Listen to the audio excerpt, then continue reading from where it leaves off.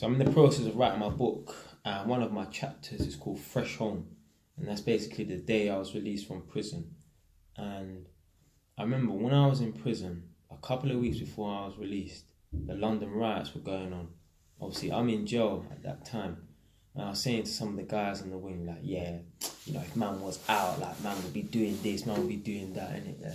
So I was saying to them, I know the police in my area probably think that I'm involved in it, so I can guarantee you they probably gone to my house to look for me or look for things in it. But obviously, I'm lucky I'm in here because at least then I didn't get involved. And obviously, if they do try and come to me afterwards and try and pin something on me, I can at least say, look, boom, you can check the records. I was in prison during that period of time. Right? So I was released from prison on the 19th of August 2011, yeah? And as I said before, I knew that they would probably try and think that I'm involved. So when I went to my house, I noticed the front door was damaged. So I'm like, okay, cool, boom, the police come in. So I was like to my mum, like, what happened to the door in it? Just to double check in it. She was like, yeah, the police raided the house, innit? So I was trying to ask the next question, but my older cousin was there, innit? So she was like, listen, we'll talk about that later, innit? Cool. So my older cousin has left now.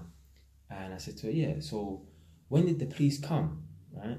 Like, I'm thinking, like, she's going to say, like, yeah, a couple of days after the riots, which was in August, right? She said they came early July. I was like, early July? What for? And she was like, they were looking for some other stuff. Now, see, I'm not going to bait out what I was up to on this camera, because I don't want to incriminate myself, but she said they were looking for stuff. They had intelligence that he was dealing with certain things, doing some dodgy dealings, innit? So I'm like, all right, cool. So after the conversation was finished, I ran upstairs to see if my dodgy dealings were still there, and it was. So I got away with that. I got lucky in it.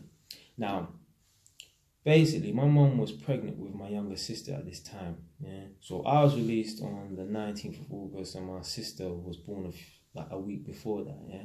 So during July, when they raided the house, my mum was pregnant with my younger sister. And my mum said she nearly had a heart attack because imagine she's walking around in the house and then BAM!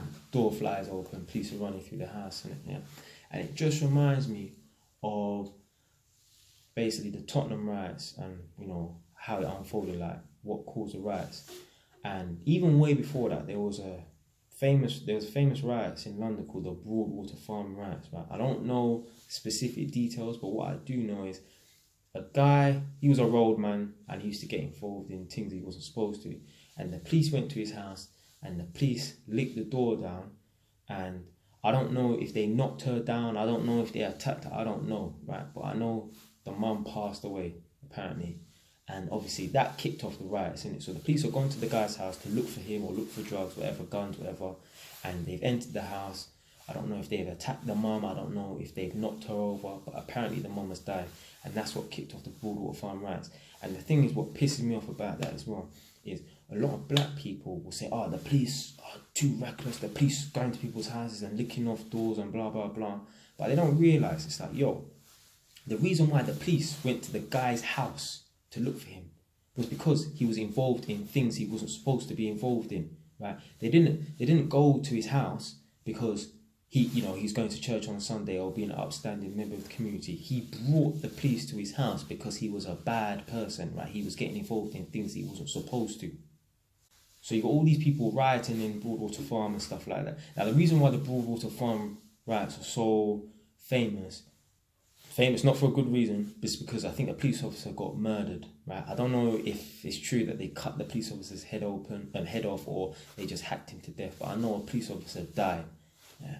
So that's why the Broadwater Farm riots are so... It's got like a reputation because it weren't just people smashing and looting and stuff like that. A police officer was murdered on Broadwater Farm in Tottenham. And just like the London riots, a guy got killed in Tottenham. Right? He got shot dead by the police for being suspected to have a gun. Whether he had a gun or not is by the by. You're living a certain lifestyle, so obviously you're gonna attract negativity because the police weren't pulling out guns on him because he was rescuing babies and being a fireman and, you know, going to church on a Sunday and, you know, working for the Salvation Army. The police were after him because they suspected him to have a gun. They thought he was a gang member or a drug dealer, whatever, innit? and they wanted to take him out before he takes someone out. And the thing is as well, people say, oh yeah, the police, they're too trigger happy, they want to shoot people dead. But hold on a minute, my man that was shot dead, right? That, you never know, right? That gun that he could have possessed, right?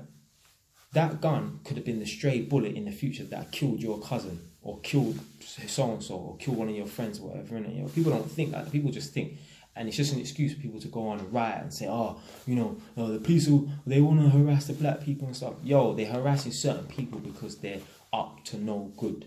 Now, how does that relate to me? My mum, you never know, right? They could have knocked my mum over when they raided my house.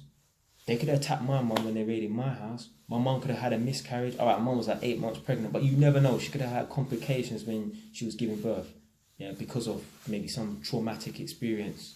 You know, something, you know, she went through a traumatic experience. The police run in the house, she could have got scared. I don't know. But what I'm saying is, if anything had happened to my younger sister while she was still in my mum's womb, it would have been my fault. Yeah, because I brought the police to my mum's house. Yeah, my dodgy dealings, my foolish behaviour attracted certain people. Now, luckily, it was the police. Yeah, if you're doing dodgy dealings right now, if you're a criminal right now and you're watching this, yeah, and you're doing dodgy dealings and stuff, and the police are raiding your house or whatever, innit, you're lucky it's the police. Yeah, because there are other people, goons, that will come to your house, and when they lick your door down, yeah, they're gonna hold people up, and it's gonna be a scary experience, isn't it? So I put the onus on me. That was my fault that the police went to my house. Now nothing happened, they just broke the door. My mum got a bit scared, but it is what it is, isn't it? Yeah, they didn't hurt my mum, you know, God forbid, whatever, innit? Yeah, but I'm just saying, the certain type of lifestyle you live, you're gonna attract certain things, innit? Yeah. So if stuff's happening to you and you're thinking, why am I always getting stopped and searched by the police all the time? Why am I always getting harassed by the police? Because you're living a certain lifestyle. Even if you're not carrying out any criminal activity right then and there, just your whole aura, your whole presence, yeah, the law of attraction. Now, I believe in the law of attraction as far as, you know, kind of like the energy that you put into the universe without being like, I don't believe in the supernatural or nothing like that, but I believe if you're living a certain lifestyle, whatever, you're going to attract certain things without any supernatural influence or anything like that. So, you know, if you're getting harassed by the police or whatever, you have to look at yourself. I know someone, older man, yeah, and they're 50 years old. He used to always complain, oh yeah, in Tottenham we always used to get harassed by the police. I got a friend, he used to always get harassed by the police. Anytime the police, they used to call them bully vans, the big police van used to pull up, he used to have to run because the police would beat him up. But then in other stories, he's telling me, or I'm overhearing, that his friend was the biggest gangster in Tottenham. Well, of course you're going to get your ass beat if you're the biggest gangster in Tottenham, because back then apparently the police were racist. Maybe they were, maybe they weren't, innit? Yeah. But apparently back then, like in the 80s, the police used to drive around and look for black people to beat up. Yeah. And I've got an older cousin, he actually told me a story where he was walking through a park in Hackney, I think it was Clissold Park, and he said he just saw, it was him and his two other friends, and he said he just saw this police van just driving through the park, and he's thinking, no one drives through this park like that, like, you know, it's a park, what the hell's a police van driving through the park? Police vans pulled up in front of them, jumped out of the van, right? And they said to them, what are you lot doing here? Where are you coming from? And they said, oh, you know, officers were just coming from college. Yeah, we like the story. We heard that one before. Push them up on the van, pat them down. And they said, oh, we've had a report of a jewellery store being burgled. And apparently that was a regular. Yeah. But them lot didn't get their ass beat or nothing like that. Right? They just got a bit harassed or whatever. And I think the police were just using it as an excuse to stop and search them, whatever. Innit? So a lot of that stuff did go on, apparently. Because the reason why I asked my cousin is because my cousin, as I know him now, he's a grown-ass man. He is what I'll call like a decent member of the black community. But he may not have always been like that, right?